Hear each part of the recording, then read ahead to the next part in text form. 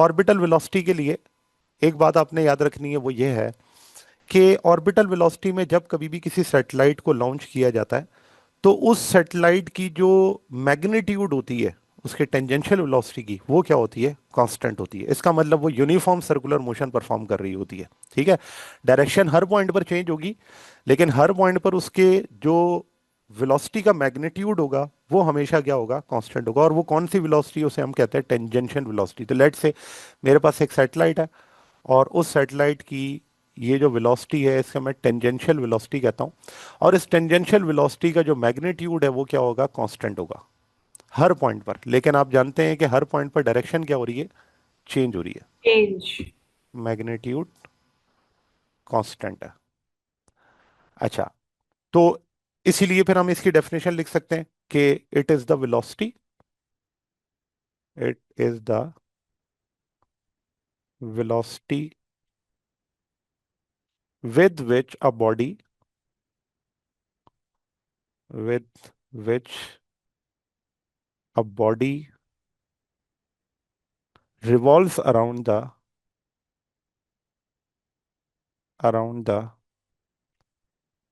planet। अब अगर मैं स्पेसिफिकली अर्थ की बात करूंगा तो प्लेनेट अर्थ कह दूंगा। अदरवाइज हम इसको जनरली ड्रॉ कर रहे हैं किसी भी प्लेनेट के लिए, तो इसलिए मैंने सिर्फ यहाँ पर क्या लिख दिया? प्लेनेट का नाम लिख दिया। अब यहाँ पर जो की पॉइंट था वो जो मैंने ऊपर लिखा कि इस केस के अंदर सर्कुलर ऑर्बिट के अंदर जो आपके पास मैग्नीट्यूड है वो कांस्टेंट है। Constant magnitude of tangential velocity. Sir इसके दोनों कंपोनेंट्स बताना। कौन कौन से? जो टेंजेंशियल वेलोसिटी के दो कंपोनेंट्स जो होते हैं, एक्स और वाई। नहीं नहीं नहीं नहीं, उसके अंदर ये ना, टेंजेंशियल वेलोसिटी एक्चुअली क्या है? टेंजेंशियल वेलोसिटी वो वेलोसिटी है जो अलोंग द टेंजेंट होती है, along the tangent of the circle. तो अब along the tangent of the circle में अगर इस टेंजेंट्स को ड्रॉ किया जाए तो ये टेंजेंट तो हर पॉइंट पर अपनी एक एक डायरेक्शन को शो कर रहा है ना। ठीक है। तो हम कहते हैं कि डायरेक्शन टेंजेंशियल वेलोसिटी की जो मर्जी हो, हर पॉइंट पर इसका जो मैग्नीट्यूड होगा वो क्या होगा? कांस्टेंट होगा। अब देखें, ये मैंने तीन आपको ड्रॉ किए ना, ये भी टेंजेंशियल वेलोसिटी है, ये भी टेंजेंशियल वेलोसिटी है। तो टेंजेंशियल वेलोसिटी का मतलब है velocity at the tangent of the circle. उसका मैग्नीट्यूड हर पॉइंट पर क्या है? कांस्टेंट है। ठीक है। ओके सर, एक्स और वाई डायरेक्शन को रिप्रेजेंट करते हैं, हाँ, मैग्नीट्यूड को नहीं सर। बिल्कुल बिल्कुल। ये मैग्नीट्यूड जो है ना वो एक्चुअली यही है कि उसका नंबर, उसकी स्पीड क्या है। ठीक है ना। तो हमें तो मतलब उसी से है ना, क्योंकि डायरेक्शन जहां मर्जी चेंज होती रहे और डायरेक्शन चेंज हो रही है तभी तो उसके अंदर फिर सेंटीपिटल फोर्स और सेंटीपिटल एक्सेलरेशन आएगा ना। अगर ऐसा ना होता तो फिर बॉडी सर्कुलर पाथ अडॉप्ट ही क्यों करती? अगर ये बॉडी अपनी डायरेक्शंस को चेंज ना कर रही होती तो फिर ये सर्कुलर पाथ अडॉप्ट ही ना करती है, तो फिर इसी डायरेक्शन के अंदर क्या करती? मूव करके चली जाती है अर्थ से बाहर। वही जो वेलोसिटी मैंने अभी आपको बताई कि वो एस्केप वेलोसिटी कहलाती है। ठीक है ना। Yes sir, yes. अच्छा, अब आते हैं हम कि जब ये सैटेलाइट को आपने लॉन्च किया ना, तो इस वक्त जमीन के साथ जो इसकी हाइट है अर्थ सरफेस से वो एच है, और रेडियस ऑफ अर्थ जो है वो है आर ई। तो अगर मैं यहाँ पर टोटल हाइट की बात करूं कि सेंटर ऑफ अर्थ से इसका जो डिस्टेंस है वो कितना होगा, तो हम लिख सकते हैं R is equals to R E plus H. तो ये आपके पास इसकी टोटल हाइट है सैटेलाइट की, जिसको आपने कहाँ से? With respect to centre of earth ही ऑब्जर्व किया हुआ है। ठीक है ना। तो अब यहाँ से हम ऑर्बिटल वेलोसिटी को कैलकुलेट करते हैं कि हमें हाइट पता चल गई है। तो मैथमेटिकली अगर हम इसे सॉल्व करें तो हम ये कहते हैं कि जब आप किसी सैटेलाइट को पुट करते हैं तो उसमें जो ग्रेविटेशनल फोर्स है अर्थ की, वो उस सैटेलाइट के अंदर क्या ले आती है? सेंट्रीपिटल फोर्स को। ठीक है ना। इसका मतलब ये हुआ कि यहां पर एक और फोर्स आ जाएगी जो फोर्स कहलाती है सेंट्रीपिटल फोर्स। और आप जानते हैं कि centripetal force is not a fundamental force, it comes with fundamental forces like gravitational force, electrostatic force, ठीक है, मैग्नेटिक फोर्स। ये जितनी भी फोर्सेस हैं ये सारी फोर्सेस सेंट्रीपिटल फोर्स किसी भी बॉडी के अंदर लेकर आ सकती हैं। ठीक है ना। और सेंट्रीपिटल फ्रिक्शन फोर्स, भी तो है। हाँ बिल्कुल, फ्रिक्शन है, बहुत सारी फोर्सेस हैं। तो इसका मतलब ये, और टेंशन फोर्स है, टेंशन फोर्स सेंटीपिटल फोर्स लेकर आ सकती है। इसका मतलब सेंटीपिटल फोर्स एक ऐसी फोर्स है जो किसी भी स्ट्रेट पाथ को कर्व पाथ में क्या कर देती है? कन्वर्ट कर देती है। या फिर इसको हम ये भी कहते हैं कि ये सेंटर सीकिंग फोर्स है। ठीक है ना। तो यहां पर हमने ये पढ़ लिया कि सेंटीपिटल फोर्स बराबर है किसके, ग्रेविटेशनल फोर्स के। अब हम वैल्यूज पुट करते हैं। तो सेंटीपिटल फोर्स को हम कैसे लिखेंगे, ये हो गया एम एस, और स्पीड आपके पास हो गई, इसे मैं वी ओ कर देता हूं क्योंकि ये ऑर्बिटल स्पीड है, और divided by R is equals to, gravitational force का फार्मूला हम पढ़ते हुए आए, जी एम ई, ये जो एम ई है ये मास ऑफ अर्थ है, और जो सैटेलाइट का मास है उसे हम यहाँ पर लिख देते हैं, ये है एम एस, सैटेलाइट का मास। ठीक है, तो यहाँ पे लिख दिया हमने M S divided by R square. R E plus H नहीं होगा फिर? क्या चीज? R E plus H. हाँ वो मैंने स्मॉल आर लिखा है ना यहाँ पे, ये देखें ये स्मॉल आर है। ये स्मॉल आर एक्चुअली किसके बराबर है, वो बराबर है आर ई प्लस एच के। ठीक है ना, तो इसको ओके फिर सर। इसको फिर मैं एंड में जाके सब्स्टिट्यूट कर लूंगा इसकी जगह। ठीक है ना। अच्छा, अब यहाँ पर अगर आप देखें तो यहाँ पे ये आर और ये स्क्वायर जो है वो क्या हो रहा है, कैंसिल। इसी तरह एम एस और एम एस यहाँ से क्या हो रहा है, कैंसिल हो रहा है। ठीक है ना। तो अगर आप देखें तो इसमें हमारे पास जो फाइनल इक्वेशन बनेगी वो इक्वेशन ये होगी, orbital speed square is equals to G M E divided by R, और स्क्वायर खत्म करने के लिए ले लूंगा रूट ऑन बोथ साइड। तो हमारे पास जो फाइनल इक्वेशन ऑर्बिटल स्पीड की आएगी वो फार्मूला बनेगा root times G M E divided by R, और अब मैं आर की जगह क्या लिख देता हूँ, आर ई प्लस एच, और यहाँ हम डिफाइन कर देते हैं कि हमने स्मॉल आर को यहाँ पे सब्सटीट्यूट किया है जिसमें रेडियस ऑफ अर्थ और उसकी हाइट क्या है, इंक्लूडेड है। ठीक हो गया।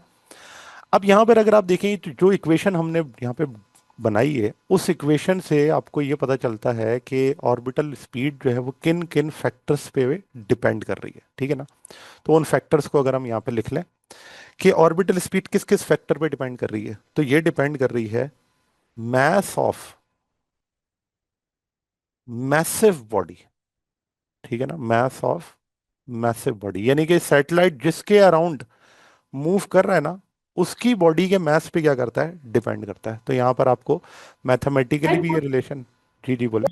अच्छा, अब एक तो बात हो गई मैसिव बॉडी की, दूसरी बात किसकी हो गई, रेडियस ऑफ द ऑर्बिट की, या distance from the massive body. ठीक है ना, distance from the massive body. मतलब जिस हाइट पे वो लोकेटेड है। जी बिल्कुल, distance from the massive body, और ये रिलेशन जो है वो इनवर्स, मैसिव बॉडी, और यहां पर हम लिखते हैं V O is inversely proportional to, और मैं इसको आर आर से लिख देता हूँ। ठीक है ना, कि आर जो है जाहिर सी बात है कि जिस हाइट पर भी होगा उसके अंदर आप रेडियस ऑफ अर्थ को क्या करेंगे, ऐड करके लिख लेंगे। अब यहाँ पर एक और भी पॉइंट है कि हमने यहाँ पर देखा कि जो एम एस था ना वो दोनों तरफ से क्या हो गया था, कैंसिल हो गया था। ठीक है ना। तो दो बातें तो हो गई डिपेंडेंट की। एक बात यहाँ पर जो नोट करने वाली है वो ये भी है, और अक्सर पेपर के अंदर कंफ्यूज करने के लिए वो आपको यही कहता है कि अगर मास ऑफ सैटेलाइट को डबल कर दिया जाए ऑर्बिटल स्पीड पे क्या फर्क पड़ेगा। तो बच्चे जो है वो मास का नाम सुन के बस फौरन से मास को पुट कर देते हैं उसके अंदर। लेकिन यहाँ पर ये बात है कि जो ऑर्बिटल वेलोसिटी है वो मास ऑफ सैटेलाइट पे डिपेंड नहीं करती। ठीक है, तो orbital velocity is independent, sir क्योंकि इज, वो ऊपर कैंसिल भी हो चुका है। जी बिल्कुल वो कैंसिल हो चुका है, तो इसीलिए वो तो फिर हमारे इक्वेशन के अंदर भी मौजूद नहीं है। ठीक है, is independent of mass of satellite. ठीक है, तो जो स्मॉल बॉडी का मास होगा वो इनडिपेंडेंट होगा ऑर्बिटल वेलोसिटी के लिए, वो जितना मर्जी बढ़ता जाए उससे कोई इफेक्ट सैटेलाइट की ऑर्बिटल स्पीड के ऊपर नहीं आएगा। ठीक है ना।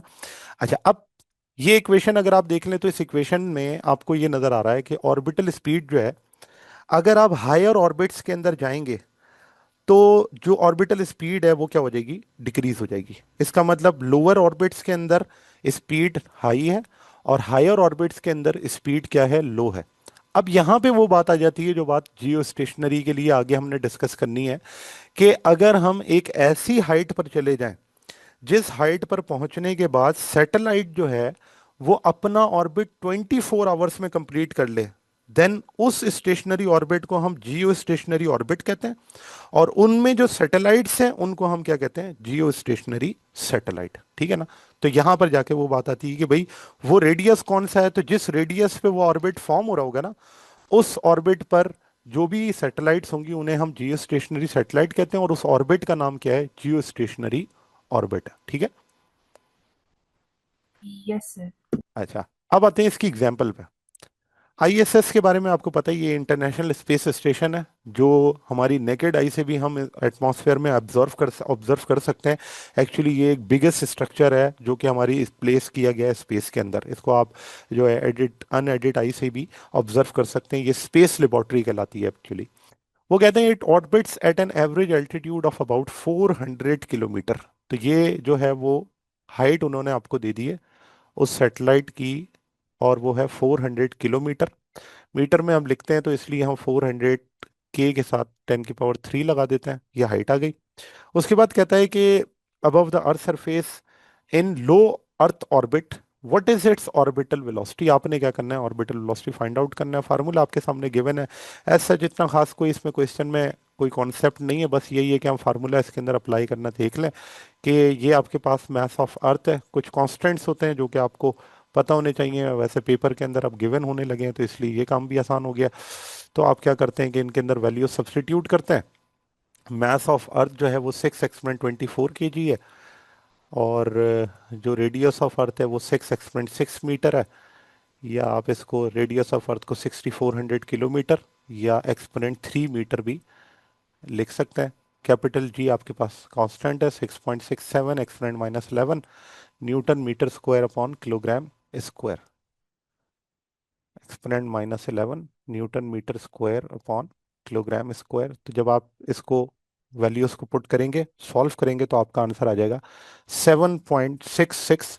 और ये डायरेक्टली जो है वो किलोमीटर पर सेकंड के अंदर मैं कन्वर्ट करके लिख रहा हूँ। एक्चुअली तो आंसर मीटर पर सेकंड में आएगा क्योंकि हमने सारी चीज़ें मीटर में कर ली हैं, लेकिन जब आपके पास आएगा तो आपने 1000 से डिवाइड कर देना, तो ये क्या आ जाएगा 7.66 किलोमीटर पर सेकंड, ठीक है। इसी तरह से अगला एग्जाम्पल है the mass of sun is 1.99 exponent 30 kg। ये आपके पास गिवन है मास ऑफ सन, ठीक है, 1.99 एक्सपोनेंट 30 kg। उसके बाद कहते हैं and the radius of earth orbit around the sun is. जो रेडियस है आपके पास जिसके अराउंड ये अर्थ हमारी ऑर्बिट कर रही है वो है 1.5 एक्सपोनेंट 11 मीटर। कहते हैं what is it's orbital velocity of earth. आपने ऑर्बिटल वेलोसिटी ऑफ अर्थ को क्या करना है, कैलकुलेट। अब देखें, इसका मतलब इस केस में अर्थ का जो मास है ना वो इंडिपेंडेंट है, क्योंकि हम हमेशा मैसिव बॉडी पर ऑर्बिटल वेलोसिटी को ही ऑब्जर्व करते हैं, लोएस्ट पर नहीं। इसका मतलब यहाँ पे अर्थ का मास नहीं पुट किया जाएगा बल्कि मास ऑफ सन पुट किया जाएगा, ठीक है। तो यहाँ पर हम जब फार्मूला लिखेंगे तो इस तरह लिखेंगे जी मास ऑफ सन, मास ऑफ सन, और जो डिस्टेंस है वो भी सन से अर्थ तक का है, ठीक है ना। और उसकी वैल्यू 1.5 एक्सपोनेंट 11 है क्योंकि ये अर्थ से सेंटर ऑफ द सन तक की इन्होंने वैल्यू दी हुई है। वैल्यूज को अगर आप सब्सटीट्यूट करें, कैपिटल जी कांस्टेंट है, 6.67 exponent -11 newton metre square upon kilogram square. तो यहाँ से आपके पास जो है वो इसका आंसर आ जाएगा। और वो ऑर्बिटल स्पीड डायरेक्टली मैं इसको कन्वर्ट करके लिख रहा हूँ 30 km/s। इसका मतलब ये है कि हमारी जो अर्थ है वो 30 km/s से सन के अबाउट क्या कर रही है, ऑर्बिट अपना परफॉर्म कर रही है, ठीक है। बिल्कुल इसी तरीके से एक असाइनमेंट है इसका, calculate the orbital speed of satellite orbiting the earth at an altitude equal to earth's radius. अब इसका मतलब ये हुआ कि इन्होंने आपको जो हाइट दी है ना वो हाइट उतनी ही है जितनी आपके पास क्या है, अर्थ का रेडियस है। तो इसे हम लिख देते हैं 6.4 एक्सपोनेंट 6, ये हाइट है। अच्छा, जो आपके पास रेडियस ऑफ अर्थ है वो भी इतना ही है, तो मैं रेडियस ऑफ अर्थ को भी यही लिख देता हूँ कि 6.4 एक्सपोनेंट 6 मीटर। आपसे कहते हैं कि ये बताएं ऑर्बिटल स्पीड इस हाइट पर क्या होगी। तो अब सिंपल आपने करना ये है कि जो फार्मूला उस फार्मूले में आपने हाइट की जगह रेडियस ऑफ अर्थ पुट कर देना, बाकी सब कुछ वैसे ही है। जी आ गया, मास ऑफ अर्थ आ गया, और यहाँ पे आर ई प्लस एच की जगह क्या आ जाएगा, आर ई। तो अगर आप इनको सब्सटीट्यूट करें, बाकी वैल्यूज कांस्टेंट आपको पता है, तो यहाँ से आपके पास आंसर आ जाता है 5.59 किलोमीटर पर सेकंड। तो ये ऑर्बिटल स्पीड्स जो थी वो हमने असाइनमेंट्स और एग्जाम्पल्स से सॉल्व कर ली। क्लियर है यहाँ तक। ये जो सैटेलाइट की बात है, तो आखिरी बात हम जियो स्टेशनरी सैटेलाइट पर जाके वाइंड अप करेंगे। तो जियो स्टेशनरी सैटेलाइट जो हैं वो क्या होती हैं, अभी हमने ये पढ़ा कि ऐसी सैटेलाइट्स जो अपना ऑर्बिट 24 आवर्स में कंप्लीट कर लेती हैं, उन सैटेलाइट्स को हम कहते हैं जियो मीन्स अर्थ, और stationary with respect to earth क्या हो, वो रेस्ट में हो। तो हम इसकी डेफिनेशन इस तरह से लिखते हैं: the satellite whose time period whose time period of revolution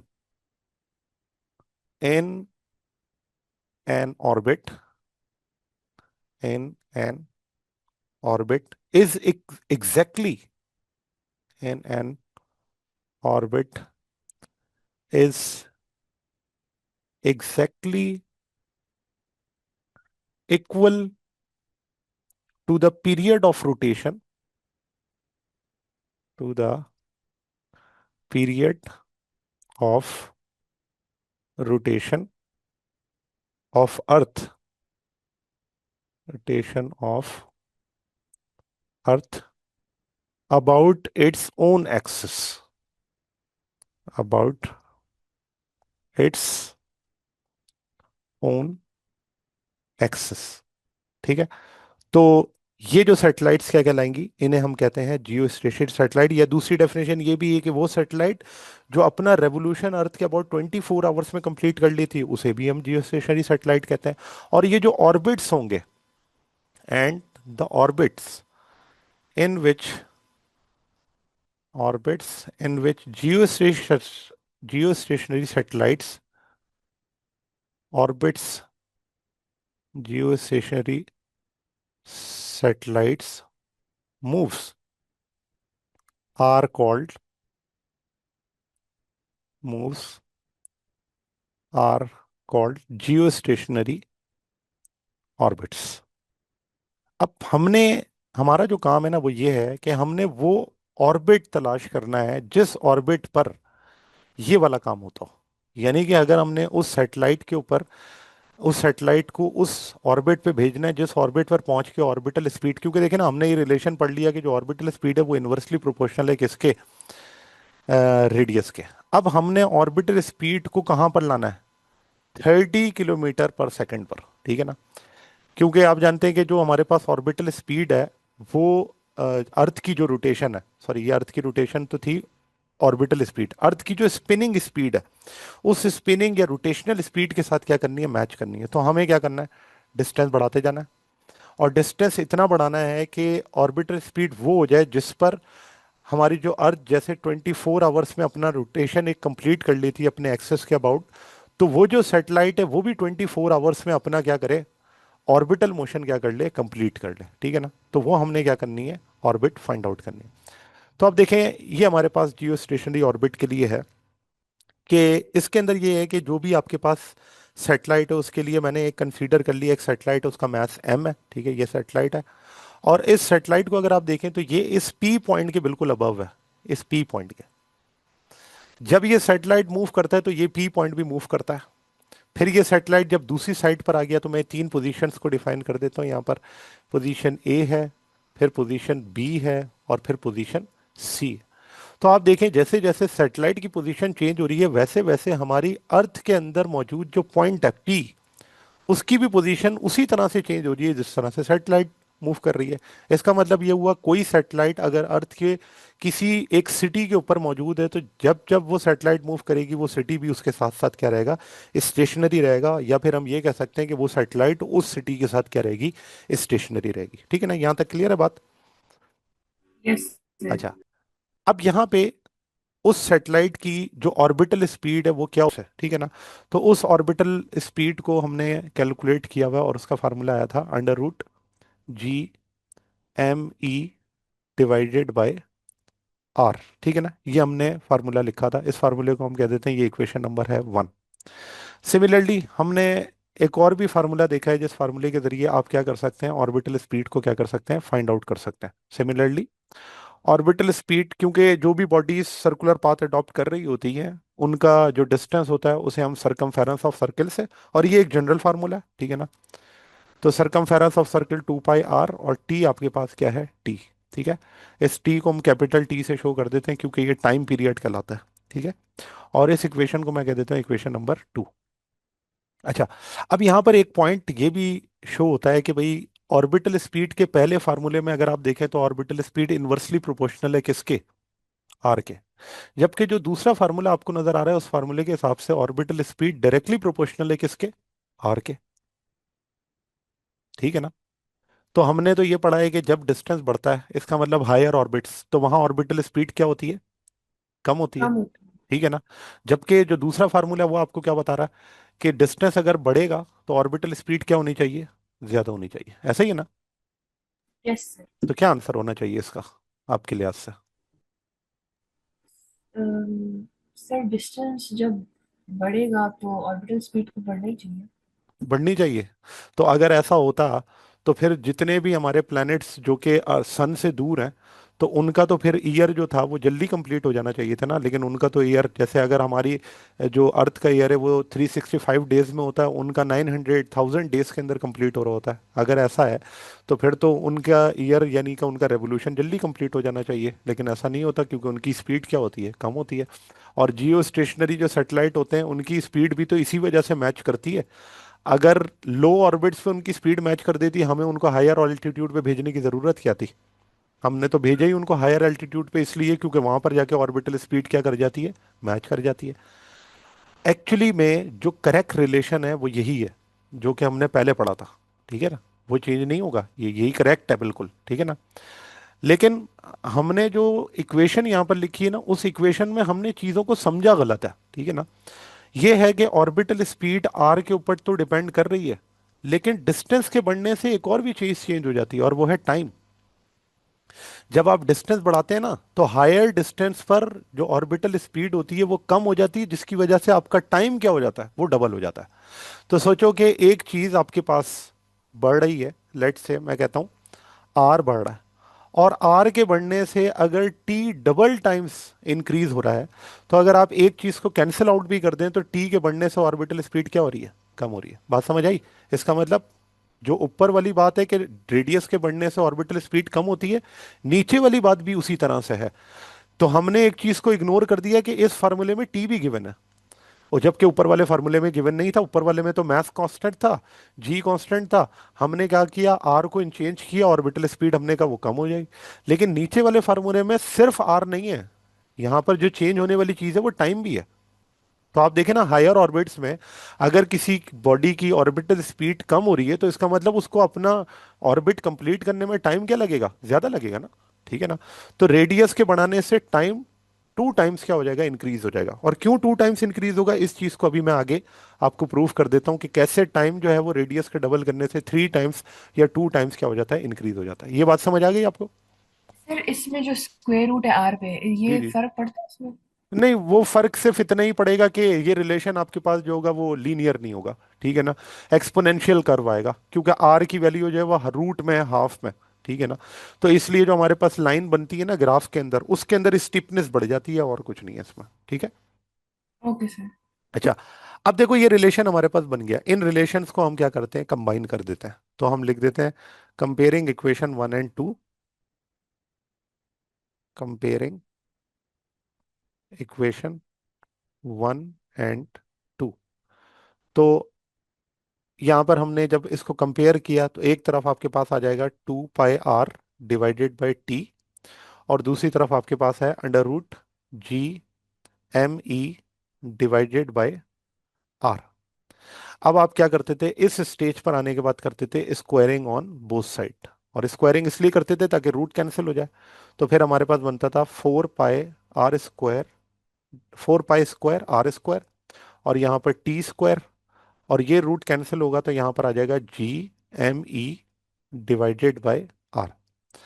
अब इस स्टेप तक हमने लास्ट क्लास के अंदर क्या किया था, सॉल्व कर लिया था। तो फर्दर हम यहीं पे इसको सॉल्व कर लेते हैं। अब देखो, यहां से हमें निकालना क्या है, हमने ना ऑर्बिट फाइंड आउट कर रहे हैं, जिस ऑर्बिट पर जाकर हमें जियो स्टेशनरी सैटेलाइट मिलेंगी। तो हमने आर फाइंड आउट करना है, तो हम ये करेंगे, ये जो आर स्क्वायर लिखा हुआ है और ये जो आर लिखा हुआ है, इसको हम क्या करते हैं, आइसोलेट कर लेते हैं, एक जगह ले आते हैं। तो जब हम रीअरेंजिंग करते हैं, रीअरेंजिंग, तो उससे हमारे पास ये होता है कि यहाँ बन जाता है R³ और ये हो जाता है G m e T square divided by, और यहां पे आपके पास क्या आ जाता है, 4 पाई स्क्वायर। ठीक हो गया। तो हमने रीअरेंजमेंट की और फार्मूला जो है वो इस तरह से रीअरेंज हो गया। अब हम लेते हैं cube root on both side, on both side. तो जब आप क्यूब रूट लेते हैं तो फाइनल आपके पास जो रिजल्ट आता है वो इस तरह से होता है कि आर इज इक्वल्स टू, और ये आ जाएगा GME T square divided by 4 pi square, और यहां पर आपके पास पावर क्या है, 1/3। ठीक हो गया। तो अब अगर आप यहां पर देख लें कि जो डिस्टेंस है वो या जो आर है वो किन किन चीजों पर डिपेंड कर रहा है, मास ऑफ अर्थ कांस्टेंट है, कैपिटल जी कांस्टेंट है, और टी आपके पास यहां पर क्या है, इसके प्रोपोर्शनल है। तो आपने देखा कि डिस्टेंस के बढ़ाने से जो टी की वैल्यू है वो भी क्या होगी, इंक्रीज हो जाएगी। लेकिन कितनी इंक्रीज होगी, अगर मैं आर को डबल करता हूं तो टी का डबल जो होगा वो 4 टाइम्स हो जाएगा। ठीक है ना। तो अगर आप देखें तो यहाँ पर यस। आर और टी आपस में क्या होगा, प्रोपोर्शनल। यही बात मैंने ऊपर आपको समझाई थी कि ये फार्मूला तो ऑर्बिटल स्पीड का है, लेकिन इसमें ऑर्बिटल स्पीड रेडियस के डायरेक्टली प्रोपोर्शनल नहीं है। क्यों? क्योंकि रेडियस के साथ एक और भी चीज चेंज हो रही है जिसे आप इग्नोर कर रहे हैं, और वो है टी। उसे इग्नोर नहीं करना। ठीक है। अब ये तो बन गया हमारे पास क्या फार्मूला, किसका, radius of Jio stationery orbits का। अब हम क्या करेंगे, इस स्टेशनरी ऑर्बिट का रेडियस न्यूमेरिकली क्या करेंगे, इस फार्मूले से फाइंड आउट करेंगे। क्योंकि हमारे पास सारी चीजें कांस्टेंट है, हमें पता है। तो हम करते हैं कैलकुलेशन ऑफ ऑर्बिटल रेडियस और for geostationary satellite. As such अब कुछ भी नहीं करना, आपने सिर्फ क्या करना है, वैल्यूज पुट करनी है। 6.67 exponent -11 newton metre square upon coulomb, sorry kilogram square, kilogram square. इसी तरह से आपके पास जो मास ऑफ अर्थ है, 6 एक्सपोनेंट 24 kg। ठीक है। इसी तरह से जो आपके पास टी की वैल्यू है, तो एक दिन में 24 आवर्स है, कन्वर्ट कर लें तो सेकंड में 86,400 सेकंड बन जाता है। पाई की वैल्यू 3.14 है। तो अब आप क्या करते हैं, इस आर की वैल्यू में इन तमाम चीज़ों को सब्सटीट्यूट करते हैं।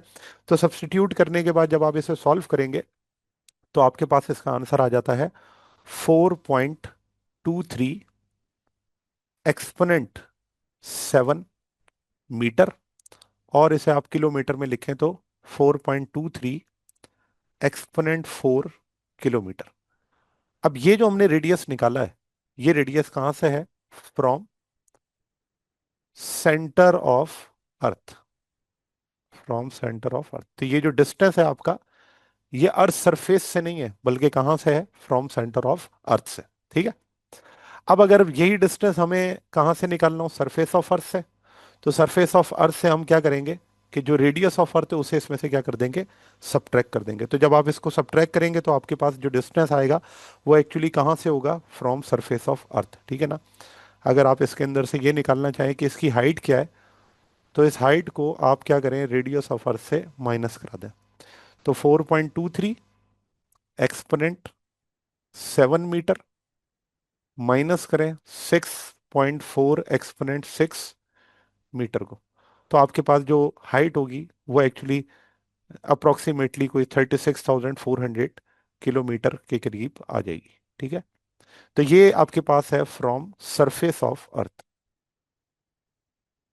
From surface of earth. ठीक है। अच्छा, अब ये बात तो हो गई कि हमने उस सैटेलाइट का, जियो स्टेशनरी सैटेलाइट का ऑर्बिट फाइंड आउट कर लिया, उसकी वैल्यू हमें एग्जैक्ट पता चली गई, वो ये है, सेंटर ऑफ अर्थ से क्या है और सरफेस ऑफ अर्थ से क्या है। अब अगर हमें डिस्टेंस का पता है तो हम क्या कर सकते हैं, ऑर्बिटल स्पीड फाइंड आउट कर सकते हैं, क्योंकि हमने पहले टॉपिक में ऑर्बिटल स्पीड ही निकालना सीखी थी। तो अब हम क्या करते हैं, ऑर्बिटल स्पीड का फार्मूला लगाते हैं, और उस ऑर्बिटल स्पीड को हम यहाँ पे कैलकुलेट कर लेते हैं, GME/R। याद रखें इस आर के अंदर रेडियस ऑफ अर्थ और हाइट दोनों शामिल होती हैं। इसका मतलब मैं स्मॉल आर जो कि ऑर्बिटल रेडियस कैलकुलेट किया हुआ है, मैं उसी को पुट करूंगा।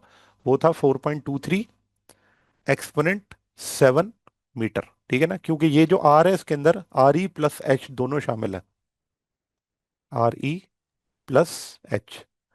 तो अब हम क्या करते हैं, ऑर्बिटल स्पीड को यहाँ पर फाइंड आउट कर लेते हैं। तो आपने वैल्यू सब्सटीट्यूट करनी है, 6.67 एक्सपोनेंट -11। ठीक है। मास ऑफ अर्थ 6 एक्सपोनेंट 24, और आपने डिवाइड कर देना है distance from the centre of the earth, और वो है 4.23 एक्सपोनेंट 7। देन आप जब इसे सॉल्व करते हैं तो आपको पता चलता है कि ऑर्बिटल स्पीड जो है वो उस स्टेशनरी ऑर्बिट या जियो स्टेशनरी सेटेलाइट्स के लिए 3.07 एक्सपोनेंट 3 मीटर पर सेकेंड। तो ये आपके पास जो है वो ऑर्बिटल स्पीड होती है जब वो सैटेलाइट जियो स्टेशनरी ऑर्बिट्स के अंदर क्या कर रही होती है, रिवॉल्व कर रही होती है। ठीक है, इसी वजह से फिर उसकी स्पीड अर्थ की जो रोटेशनल स्पीड है उसके साथ मैच कर जाती है। क्लियर है यहाँ तक?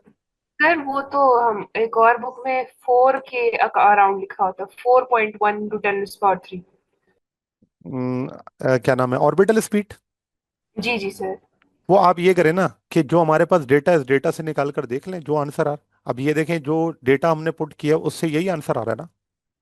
Yes sir. तो उन्होंने अगर ऑर्बिटल स्पीड को निकाला है तो हो सकता है ऑर्बिटल स्पीड में उनकी जो वेरिएशन है वो रेडियस के अंदर आ रही हो। ठीक है, या फिर ये हो सकता है कि उन्होंने जो आपके पास वैल्यूज है ना ये दोनों सॉल्व करके लिखी हो, यानी कि रेडियस ऑफ अर्थ अलग लिखा हो और हाइट जो है 36,400 अलग लिखा हो, और उस पर उन्होंने क्या की हो, वैल्यू कैलकुलेट की हो, तो फिर वेरिएशन आएगा। Okay sir. ठीक है ना। यानी कि आप कैलकुलेशन अगर अपनी करते ना, जो आपको कॉन्स्टेंट्स ये गिवन है उन कॉन्स्टेंट्स की बेसिस पर आप कैलकुलेट कर लें कि अपनी स्पीड क्या आ रही है। बुक में लिखे वाले को छोड़ दें, आप ये देखें ना कि आपके पास तो फार्मूला गिवन है ना। ठीक है। Yes sir. अच्छा, अब इसकी एग्जांपल है 15.6, कहता है Venus has a mass of 4.867 exponent 24 kg। Mass given है वेनस का, mv, और उसकी वैल्यू है 4.867 exponent 24 kg, and has a period of 243 days. और इसका जो टाइम पीरियड है जिसमें ये अपना ऑर्बिट कंप्लीट कर लेता है वो है 243 डेज। इसको अगर आप सेकंड में कन्वर्ट करें तो कैसे करेंगे, 243 को मल्टीप्लाई कर दें किसके साथ, 3600 के साथ। 1 घंटे में 3600 सेकंड होता है। ठीक है, तो जब आप इसे सॉल्व करेंगे आंसर आएगा 2.093 एक्सपोनेंट 7 सेकेंड। ये आपके पास क्या आ गया इसका टाइम पीरियड। अब आपसे कहता है what would be the radius of synchronous satellite for this planet. तो वहां पर भी तो कोई ना कोई ऐसी सैटेलाइट होगी ना जो वीनस के साथ क्या होगी, उसकी स्पीड के साथ मैच करती होगी। तो आपने क्या करना है, उसका रेडियस क्या करना है, फाइंड आउट करना है। अब फार्मूला हमारे पास गिवन है सर जनरल। जी जी। सर आपके जो डेज आपने किया सेकंड में, मेरा आंसर 8.75 × 10⁻⁵ आ रहा है। आपने जो अभी 243 × 3600 किया तो इसमें ट्वेंटी अच्छा, फोर आवर्स नहीं शामिल करेंगे, फिर उसके बाद हम 36 करेंगे कि 24 आवर्स होते हैं हाँ एक दिन में। हाँ बिल्कुल बिल्कुल बिल्कुल, ये सही है कि एक दिन में 24 घंटे वो भी हमने ऐड करने ना। 24 मल्टीप्लाई बाय 3600, या फिर मैं ये इस तरह कर सकता हूँ कि मैं मल्टीप्लाई कर दूं 86,400 से। अब बताएं क्या आंसर आएगा।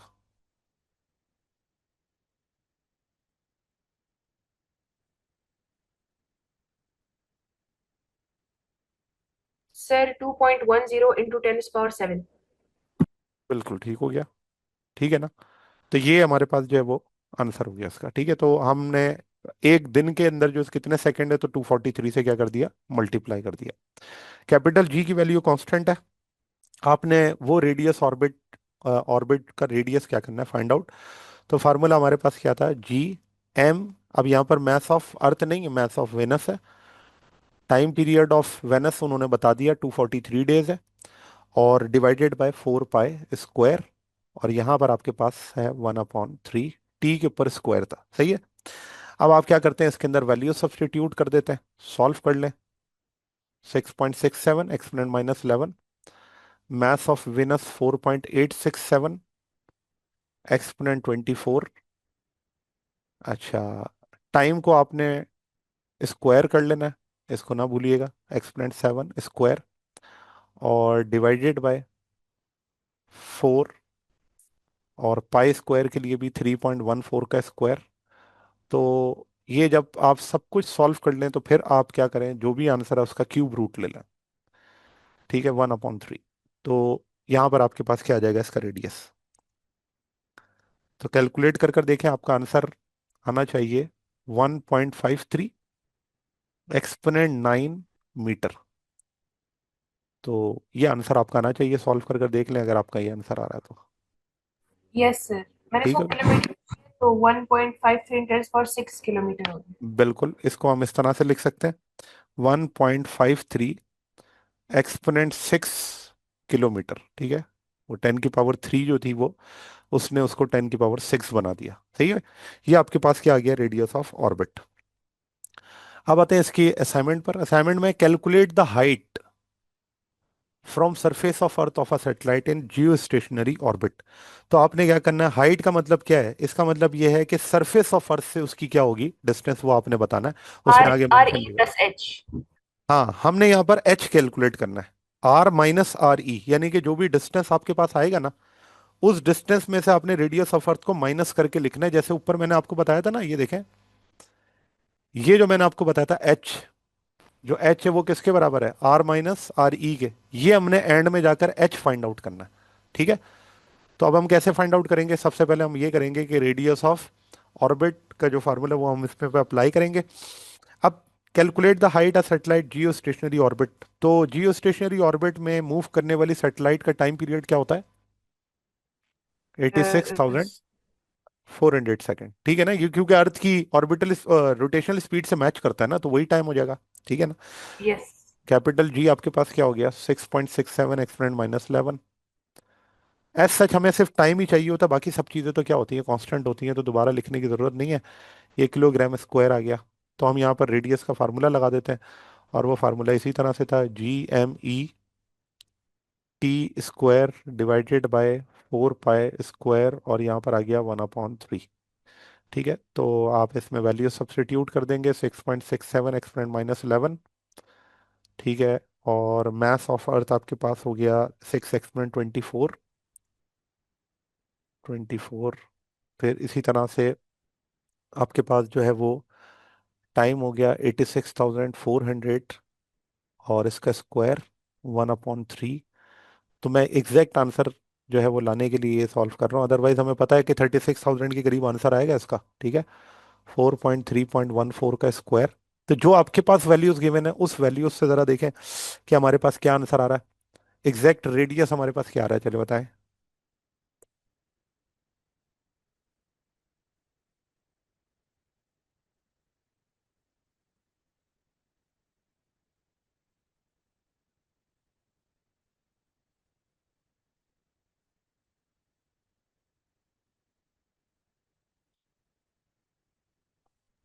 सर 36,000 किलोमीटर है। 36,000 किलोमीटर आ रहा है, ठीक है जी। ये आपके पास 36,000 किलोमीटर है, ठीक है। जब हमने यहाँ पर आपने फोर आर क्या निकाला था, सर 6,400 किलोमीटर आर ई, और आर जो है हमारे पास वो है 4.23 × 10⁴। 4 किलोमीटर, ठीक है ना, ये किलोमीटर में होगा ना, यस सर। ठीक है ना। तो फिर जब आपने क्या किया, इसको 4.23 एक्सपोनेंट 4 में से, और फिर आप ये करेंगे कि इसको भी फिर आपको क्या करना पड़ेगा, एक्सपोनेंट 3 लिखना पड़ेगा, ठीक है। तब जाकर आपका आंसर जो आएगा वो 36,000 आएगा, ठीक है ना। क्योंकि किलोमीटर से किलोमीटर ही माइनस कर सकते हैं ना, यूनिट दोनों की सेम होगी। तो फिर आपके पास आंसर क्या आएगा, 36,000। तो ये आपका आंसर है। इसका मतलब जो जियो स्टेशनरी सैटेलाइट्स होती हैं वो अर्थ से इतनी दूर होती हैं, यानी कि सरफेस ऑफ अर्थ से,